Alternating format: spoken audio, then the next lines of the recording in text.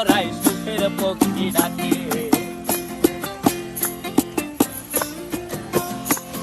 এই সাগর পারে আইসায় আমার মাতাল মাতাল লাগে, এই রূপ দেখিয়া মন পিঞ্জরায় সুখের পক্ষী ডাকে।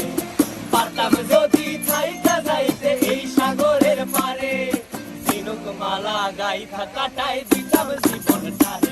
আমার মন বসে না শহরে, ইট পাথরের নগরে, তাই তো আইলাম সাগরে, তাই তো আইলাম সাগরে।